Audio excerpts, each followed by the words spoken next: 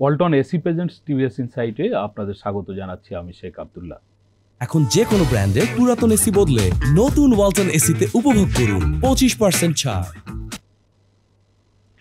সুপ্রিয় দর্শক, আমরা আজ কথা বলবো পুলিশ বিভাগের এএসআই এবং এসআই তাদের জন্য সরকার সুদমুক্ত ঋণ দেওয়ার কথা পরিকল্পনা করছেন। এই ঋণ দেওয়া হবে তাদের মোটরসাইকেল কেনার জন্য।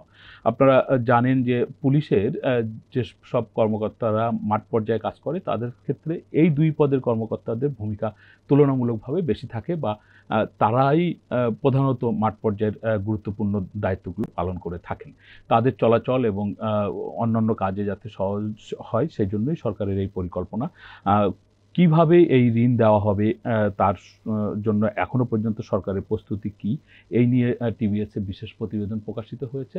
প্রতিবেদনটি করেছেন টিভিএসের বিশেষ প্রতিনিধি আবুল কাশেম।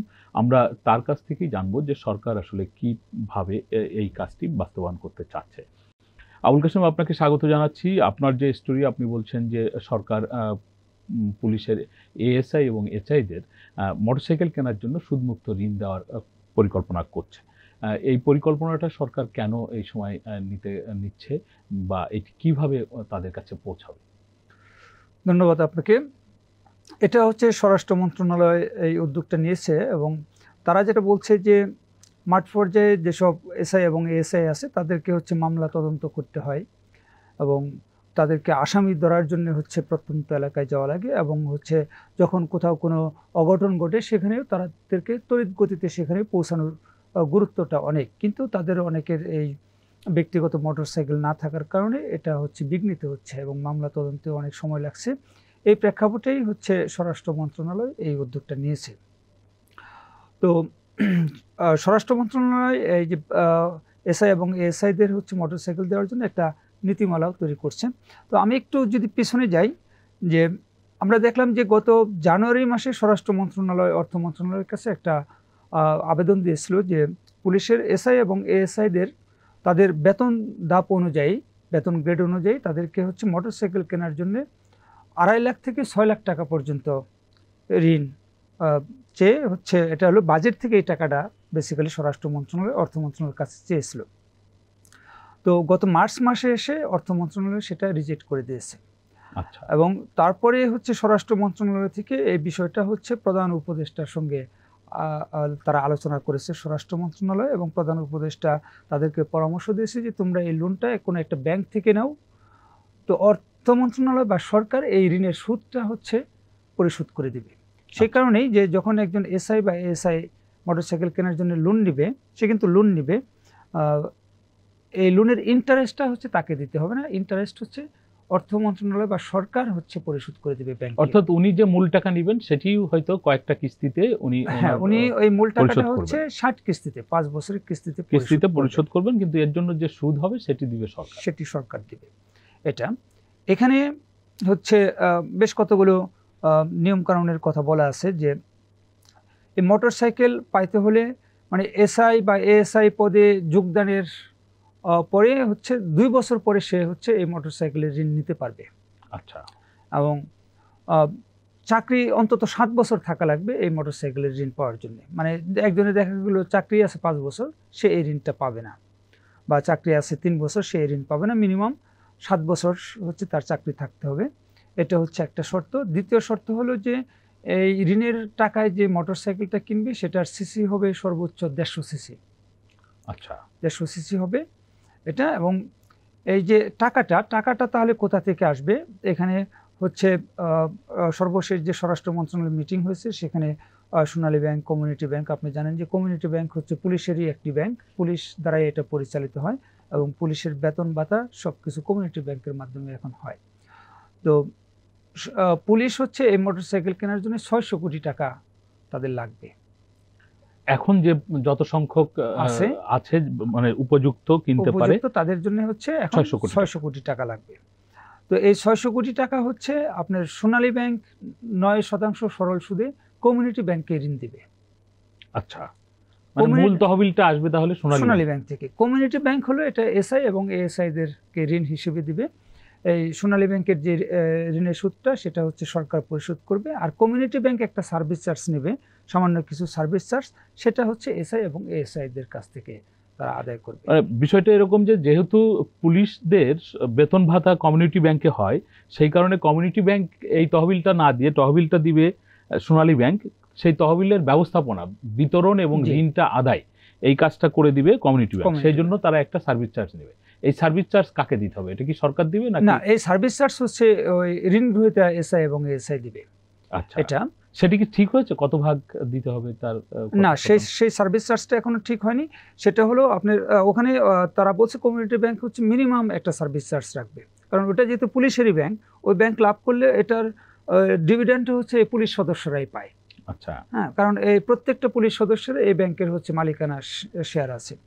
এটা একটা বিষয়। আর একটা বিষয় হলো যে এখন ঋণ নিয়ে সে মোটর সাইকেল কিনলো, এখন এই মোটর সাইকেল তো সে হচ্ছে সরকারি কাজে ব্যবহার করবে। পুলিশের যুক্তি বা স্বরাষ্ট্র মন্ত্রণালয়ের যুক্তি হচ্ছে যে সে আসামি ধরতে যাবে, সে হচ্ছে দুর্ঘটনাস্থলে যাবে, সে হচ্ছে মামলার তদন্তে যাবে, এগুলি তো হচ্ছে সরকারি কাজ। তো তাহলে এই মোটর সাইকেল পরিচালনায় যে জ্বালানি তেল খরচ হবে এবং এটা তো রক্ষণাবেক্ষণ মেনটেনেন্স করতে হবে, এতে তো খরচ হবে। এই খরচ বাবদ হচ্ছে মোটর সাইকেল কেনার প্রথম 5 বছর প্রতি মাসে পুলিশ 5,000 টাকা করে পাবে। কি দুই পদের ক্ষেত্রেই এসআই এবং এএসআই? হ্যাঁ, প্রত্যেকে সমান টাকাই পাবে, 5,000 টাকা প্রতি মাসে প্রথম 5 বছর, এবং পরে 5 বছর পর থেকে মানে 6 বছর থেকে তারা হচ্ছে 7,000 টাকা করে পাবে। কতদিন সেটি? সেটি হচ্ছে তার হলো চাকরি যতদিন থাকবে, কারণ তার চাকরি যতদিন থাকবে এই মোটর সাইকেল তাকে ততদিন ব্যবহার করতে হবে, চালাইতে হবে আর কি। না, আমরা তো অনেকেই দেখেছি যারা এসআই পদে যোগদান করেন, উনি হয়তো এখন 2 বছর পার হয়ে গেছেন, যোগদান করেছিলেন 2 বছর আগে, এখন একটা মোটরসাইকেল কিনলেন, কিন্তু ওনার পদোন্নতি হলো, উনি ইন্সপেক্টর হলেন অথবা আরও বেশি পদোন্নতি হলো, উনি তখন হয়তো অন্য গাড়ি কাজ করেন অথবা অন্য দায়িত্ব পালন না, করেন। অন্য যখন উনি দায়িত্ব পালন করবেন তখন আর পাবেন না, কারণ তখন তো এই মোটরসাইকেল সে হচ্ছে সরকারি কাজে আসলে ব্যবহার করা লাগতেছে না, সে তখন হচ্ছে গাড়ি পাচ্ছে, সে তখন গাড়িতে চড়তেছে, তখন সে এটা পাবে না। এই যে মেইনটেনেন্স ফিস বাবদ যে হ্যাঁ, টাকাটা, এটা সে তখন আর পাবে না। পাবে না। এখানে আরেকটা বিষয় আছে যে যদি ধরেন যে একজনে মোটরসাইকেল এই ঋণ নিয়ে কিনলো, কেনার পরে সে হচ্ছে চাকরি ছেড়ে দিল বা তার চাকরি চলে গেল ঋণ পরিশোধ হওয়ার আগে, তাহলে তার কিস্তি কিভাবে আদায় করবে বা সরকারি ঋণের টাকা কিভাবে আদায় করবে? সেক্ষেত্রে তার পেনশন এবং গ্র্যাচুইটির যে পাওনা থাকবে সেখান থেকে সরকার এটা অ্যাডজাস্ট করে রাখবে, মানে কেটে রাখবে, এবং তাতেও যদি হচ্ছে এটা কাভার না হয় তাহলে হচ্ছে পাবলিক অ্যাসেট রিকভারি অ্যাক্ট একটা আছে সরকারের, সেই অ্যাক্টের আওতায় এটা হচ্ছে নেওয়া হবে। আর একটা বিষয় এখানে আছে যে আপনি ঋণ দিয়ে মোটরসাইকেল কিনলেন, এরপরে মোটরসাইকেলটা চুরি হলো বা হচ্ছে দুর্ঘটনায় শেষ হয়ে গেল, বিকল হয়ে গেল, আপনি মানে চালানোর উপযোগী নাই, তো তবু হচ্ছে আপনাকে ঋণ পরিশোধ করতে হবে আর কি। এর সাথে কি বিমার কোনো ব্যবস্থা? আমরা তো এখন দেখি যে মোটরসাইকেলে আসলে বিমার ব্যবস্থাটা আর নেই, বেশ কয়েক বছর আগে থেকে, মানে আগে ছিল যেটা, সেটাও থার্ড পার্টি বিমা ছিল, একেবারেই শুধুমাত্র পুলিশ যে মামলা দেন সেই মামলা থেকে রক্ষা পাওয়ার জন্য মালিকরা সেটা করত, মোটরসাইকেলের ক্ষেত্রে নেই। এখানে কি আসলে সরকার সেরকম কিছু করার সুযোগ আছে কিনা বা ভাবছে কিনা? না, এখানে যেটা হলো আমাদের সড়ক মন্ত্রণালয়ের যে একটা আইন, সড়ক পরিবহন আইন যেটা, সেই আইনে আসলে এই বিমার বিষয়টা থাকে। আমাদের আগে যে আইন ছিল সড়ক পরিবহন আইন, সেখানে হচ্ছে আপনার বিমাটা বাধ্যতামূলক ছিল। তো বিমা বাধ্যতামূলক থাকার কারণে আপনি সে মোটরসাইকেল হোক, গাড়ি হোক বা যাই হোক, যদি আপনার হচ্ছে পুলিশ যখন ধরতো বিমার কাগজ না থাকলে সে হচ্ছে মামলা দিয়ে দিত। কিন্তু আপনার ওখানে ওই আইনে স্পেসিফিক বলা ছিল না যে আপনাকে ফার্স্ট পার্টি ইন্স্যুরেন্স করবেন নাকি হচ্ছে থার্ড পার্টি ইন্স্যুরেন্স করবেন। তো থার্ড পার্টি ইন্স্যুরেন্স হচ্ছে যে আপনার গাড়ির সাথে অ্যাক্সিডেন্ট হয়ে যদি কেউ মারা যায়, তাহলে ওই মৃত ব্যক্তি বা পরিবার বা হচ্ছে যদি কারো সম্পদহানি হয়, তাহলে সে এই বিমা কাভারেজ পাবে। আর ফার্স্ট পার্টি ইন্স্যুরেন্স হলো যে আপনার গাড়ি বা মোটরসাইকেল সেটা হচ্ছে চুরি হয়ে গেল, কেউ ভাঙিয়ে দিল, আগুনে পুড়াই দিল, তাহলে আপনি ক্ষতিপূরণ পাবেন। তো ফার্স্ট পার্টি ইন্স্যুরেন্সে আপনার হচ্ছে প্রিমিয়ামের পরিমাণটা বেশি হয় এবং থার্ড পার্টি ইন্স্যুরেন্সে প্রিমিয়ামের কম হয়, সেই কারণে মোটরসাইকেলের মালিকরা থার্ড পার্টি ইন্স্যুরেন্স করতো। এখন এই আমাদের সড়ক পরিবহন আইন তো সংশোধন হয়েছে 2018 সালে, তো সেখানে হচ্ছে এই ইন্স্যুরেন্সের বিষয়টি সরকার বাদ দিয়ে দিচ্ছে, ইন্স্যুরেন্স আর বাধ্যতামূলক নয়। এই কারণে এটা পড়ছে যে সরকারের এটা একটা স্টাডি আছে যে এই যে সারা দেশে এত অ্যাক্সিডেন্ট হয়, সেটা বাসে হোক, ট্রাকে হোক, বা মোটর সাইকেল হোক, অনেক লোক মারাও যায়, কিন্তু এদের কেউ কখনো বিমা কাভারেজ পাইছে এরকম কোনো নজির নাই। কারণ আপনি হচ্ছে একটা বাস অ্যাক্সিডেন্ট করে আপনি মারা গেলেন বা আমি মারা গেলাম, তো বাস তো হচ্ছে চলে যায় অ্যাক্সিডেন্টের পরে, বা বাস হচ্ছে যদি খাদে পড়েও হচ্ছে লোক মারা যায়, ওই বাস হলো কোন বিমা কোম্পানিতে ইন্স্যুরেন্স করা আছে সেটা কিন্তু ওই মৃত ব্যক্তির পরিবার, কারণ এই বাসের যাত্রী একজন হয়তো পঞ্চগড়ের, একজন চিটাগাংয়ের, তাদের পরিবার জানে না যে আমার যে একজন অ্যাক্সিডেন্টে মারা গেল এই বাসের ইন্স্যুরেন্স করা আছে কিনা, থাকলে সেটা কোন কোম্পানিতে, আমি কিভাবে যোগাযোগ করলে এই ইন্স্যুরেন্সের কাভারেজটা পাবো আমার স্বজন মৃত্যুর, এটা কেউই জানে না। ফলে আমার যেটা মনে আছে যে 2020 সালে 19-20 সালের দিকে তখন হচ্ছে একবার একটা সরকার একটা উদ্যোগ নিয়েছিল যে কোন বাস কোন কোম্পানিতে বিমা করা সেটা বাসের ভিতরে লেখা থাকতে হবে, যে প্রত্যেকটা যাত্রী যাতে সিটে বসে দেখতে পারে, এবং বাসের গেটে যখন ঢুকবে ওই গেটের দুই পাশেও স্পষ্ট করে লেখা থাকতে হবে যে এই বাস এই কোম্পানিতে হচ্ছে বিমাকৃত, এই বাসের সকল যাত্রী এই কোম্পানিতে বিমাকৃত। এরকম একটা নিয়ম চালু করার একটা উদ্যোগ নিয়েছিল, কিন্তু সেটাও কিন্তু হয়নি। ফলে এই যে বাস মালিক, ট্রাক মালিক বা হচ্ছে মোটর সাইকেলের মালিক, তারা যে হচ্ছে থার্ড পার্টি ইন্স্যুরেন্স করেও যে প্রিমিয়ামটা দিত, এটা কিন্তু অযথাই হচ্ছে বিমা কোম্পানিগুলিকে দেওয়া হয়েছে। বিমা কোম্পানিগুলো এর বিপরীতে কোনো কাভারেজ কিন্তু কাউকে দেয়নি।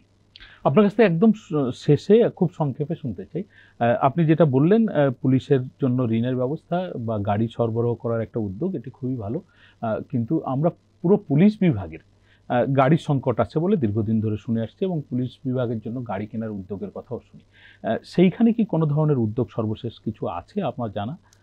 জি, শুধু এটা হলো পুলিশ বিভাগ না, সরকারের, আপনি জানেন যে এই অর্থ বছরের বাজেটে সরকার কৃচ্ছ্রতা সাধনের একটা ঘোষণা দিয়েছে, এবং বাজেট পাশ হওয়ার পরপরই কিন্তু উন্নয়ন এবং পরিচালন বাজেটের আওতায় সকল ধরনের যানবাহন কেনা নিষিদ্ধ করছে। কিন্তু বাস্তবতার নিরিখে হচ্ছে সরকার নিজেই এখন বিভিন্ন দপ্তরকে হচ্ছে তাদের চাহিদা অনুযায়ী গাড়ি দিতে হচ্ছে। আপনি জানেন যে 2024 সালে যে আন্দোলন, গণ অভ্যুত্থান বা ছাত্র জনতার আন্দোলন যেটাই বলেন, সেখানে পুলিশের অনেক গাড়ি হচ্ছে পুড়িয়ে দেওয়া হয়েছে এবং অনেক থানা পুড়িয়ে দেওয়া হয়েছে, ফলে পুলিশের হচ্ছে গাড়ির সংকট আছে। সরকারের অন্যান্য আরও অনেক প্রতিষ্ঠানের গাড়ি, যেমন আপনার স্বাস্থ্য অধিদপ্তরের অনেকগুলি গাড়ি হচ্ছে তখন পুড়িয়ে দেওয়া হয়েছিল, বিটিভির ভিতরে অনেকগুলি গাড়ি পুড়ে গেছিল। তো এসব গাড়ি হচ্ছে এখন রিপ্লেসমেন্ট করতে হচ্ছে। আবার আমাদের জনপ্রশাসন মন্ত্রণালয় নতুন সরকারি মন্ত্রীদের জন্যও গাড়ি কেনার একটা উদ্যোগ নিছে, এবং হচ্ছে এই ইলেকশনের আগে এসিল্যান্ট এবং হচ্ছে ইউনোদের জন্যও হচ্ছে তারা গাড়ি কেনার উদ্যোগ নিচ্ছে। তারা বলছে যে ইলেকশনে তাদেরকে ডিউটি করতে হয়। এ ধরনের অনেক উদ্যোগই আছে, এবং আমরা দেখছি যে এগুলি টুকটাক হচ্ছে, এবং পুলিশের তো দরকার আছেই সেটা। কিন্তু এই মোটর সাইকেল আপনি যেটা বলছেন যে এটা যৌক্তিক, আমার এই জায়গায় একটু দ্বিমত আছে। কারণ হচ্ছে যে আপনি যদি দেখেন যে একটা 150 সিসির মোটর সাইকেল কিনতে তো কম বেশি 2 লাখ টাকা, বিভিন্ন ব্র্যান্ড ভেদে 2 থেকে 2.5 লাখ টাকা মতো লাগবে, বা আপনি যদি জাপানি ব্র্যান্ডের কিনেন হয়তো 3 লাখ টাকা লাগবে। কিন্তু আমাদের পুলিশের এসআই এবং এএসআইরা যে বেতন পায় তা দিয়ে আসলে 3 লাখ টাকার একটা মোটর সাইকেল কেনা খুব কঠিন। কিন্তু বাস্তবতা হলো যে পুলিশের এসআই এবং এএসআইদের কত অংশ তাদের বেতন দিয়ে চলে, এটা কিন্তু আমাদের টিআইবির জরিপ বলেন বা সরকারের বিভিন্ন সংস্থা, বিভিন্ন গবেষণা সংস্থার যেসব তথ্য আসে যে সবচেয়ে দুর্নীতিগ্রস্ত বাংলাদেশের সেক্টর, সেখানে ভূমি খাত, এরপরে কিন্তু হচ্ছে পুলিশ চলে আসে। এবং হচ্ছে যে পুলিশ যখন কোথাও তদন্তে যায় সেখানে কিন্তু সেখান থেকেও টাকা নেয় পুলিশ। আমরা জানি যে পুলিশ যখন পাসপোর্টের তদন্তে যাইতো, এবং যাইতেও না কিন্তু পুলিশে, আমার মনে আছে যে আমি যখন পাসপোর্ট করতে দিছি, আমার হচ্ছে পুলিশ তো আমার বাড়িতে যায়নি, আমার গ্রামের একজনকে যে বলছে যে তোমার গ্রামে এই নামে একজন লোক আছে, সেই জন্য একটু থানায় আসে, তার পাসপোর্টের ভেরিফিকেশন আছে। ফলে পুলিশ যে কোথাও যায় এবং কোথাও গেলে সে যে খরচাপাতি নিয়ে আসে সেখান থেকে, এটা কিন্তু মোটামুটি এদেশের সবার চেনা জানা। এবং এককালীন আপনি মোটরসাইকেলের টাকা দিলেন সেটা ঠিক আছে, কিন্তু আমরা বা এই দেশের অনেক মানুষ হচ্ছে মোটরসাইকেল চালায়। একটা মোটরসাইকেল চালাইতে মাসে 5,000 বা 7,000 টাকা খরচ হয়, এটা কিন্তু যৌক্তিক না, এটা কিন্তু রাষ্ট্রীয় টাকা অপচয়। এই 5,000 এবং 7,000 টাকা করে যেটা দেওয়া হবে, এটা দেওয়া হবে পুলিশের যে জ্বালানি এবং যানবাহন রক্ষণাবেক্ষণ খাত আছে সেই খাত থেকে, সেই খাতে কিন্তু টাকা বরাদ্দ দেওয়া হয় বাজেট থেকে, জনগণের করের টাকা। সুতরাং আমার মনে হয় যে এখানে রাষ্ট্রীয় অর্থের অপচয় হওয়ার যথেষ্ট সুযোগ আছে, এটা আমি মনে করি। ধন্যবাদ আবুল কাশেম আপনাকে। আমরা এতক্ষণ ধরে আবুল কাশেমের কাছ থেকে শুনছিলাম যে সরকার পুলিশের এএসআই এবং এসআইদের মোটরসাইকেল কেনার জন্য কি পরিকল্পনা করছে।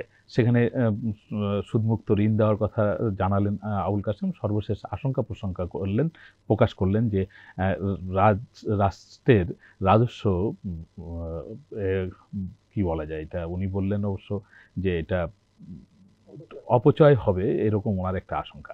আমরা চাইব সরকারের নীতির মধ্যে এমন পদক্ষেপগুলো থাকবে রাষ্ট্রের রাজস্ব যাতে অপচয় না হয়। আমাদের আলোচনা আপনাদের ভালো লাগলে আপনারা শেয়ার করবেন, লাইক করবেন। সকলকে ধন্যবাদ।